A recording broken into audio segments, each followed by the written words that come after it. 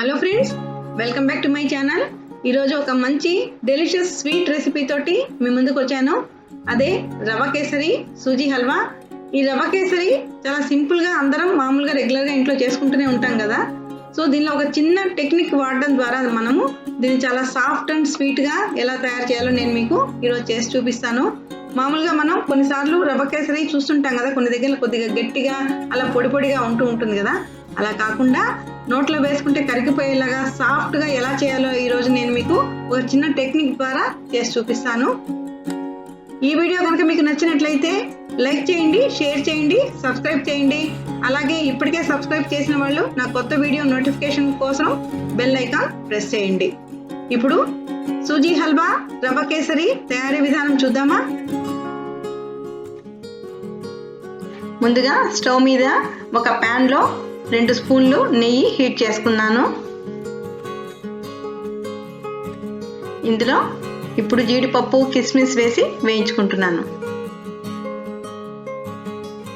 ఇష్టం ఉన్న వాళ్ళు బాదం పప్పు కూడా వేసుకోవచ్చు.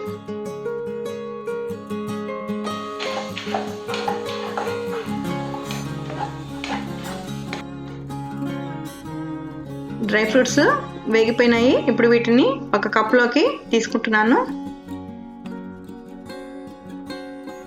ఇప్పుడు ఆల్రెడీ వేడిగా ఉన్న నెయ్యిలోనే ఇక్కడ రవ్వ వేసి వేయించుకుంటున్నాను. 1 కప్పు ఇక్కడ నేను బొంబాయి రవ్వ తీసుకున్నాను. రవ్వ మనం పచ్చి వాసన పోయేంత వరకు దోరగా వేయించుకోవాలి.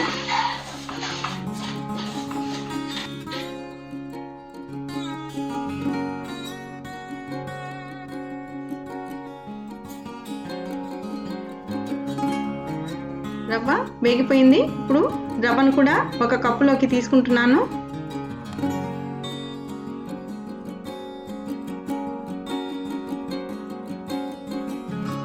ఇప్పుడు అదే ప్యాన్లో 3 కప్పుల నీళ్లను పోస్తున్నాను.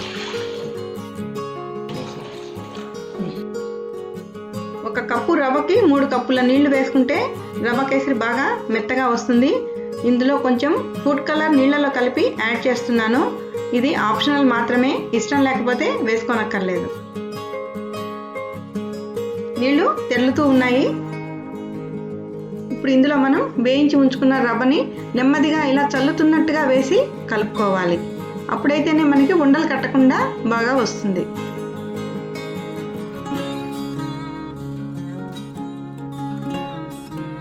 ఇప్పుడు బాగా కలుపుకోవాలి ఉండలు లేకుండా.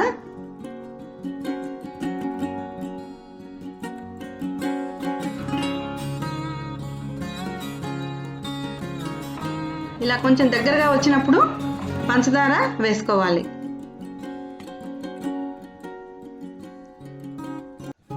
ఇక్కడ నేను ఆర్గానిక్ బ్రౌన్ షుగర్ వాడుతున్నాను కేసరి తయారీలో. ఇక్కడ షుగర్ యాడ్ చేసిన తర్వాత మనము రవ్వ షుగర్ కలిసి ఉడుకుతున్నటువంటి టైంలో అది మొత్తం కలిసి కొంచెం లిక్విడ్ స్టేట్లో ఉన్నప్పుడే కనుక మనము స్టవ్ ఆఫ్ చేసేసుకొని అలాగా కొంచెంసేపు మూత పెట్టి ఉంచేస్తే మనకి కావాల్సినట్టుగా సాఫ్ట్ కన్సిస్టెన్సీలో వస్తుంది. అదే నేను మీకు చెప్తానన్నటువంటి టెక్నిక్. ఈ టెక్నిక్ వాడడం ద్వారా రవ్వ కేసరి చాలా సాఫ్ట్గా వస్తుంది.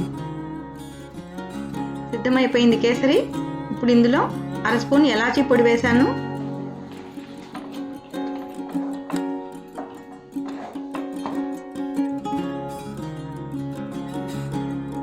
అలాగే పైనుంచి 1 స్పూన్ నెయ్యి కూడా యాడ్ చేశాను. నెయ్యి వేసి కలిపేసాము. ఇప్పుడు మనం ఆల్రెడీ వేయించి ఉంచుకున్నటువంటి డ్రై ఫ్రూట్స్ని కూడా అందులో వేసి బాగా కలిపేసుకుంటే soft and sweet rava kesari ready అయిపోతుంది. ఈ రెసిపీ మీరు కూడా తయారు చేయండి. రెగ్యులర్గా చేసుకునే దానికి దీనికి ఉన్నటువంటి డిఫరెన్స్ ఏంటో తెలుసుకోండి. కామెంట్స్లో నాకు షేర్ చేయండి. Don't forget to like, share and subscribe to my channel. త్వరలోనే మరో మంచి రెసిపీతో మీ ముందుంటాను. Bye friends.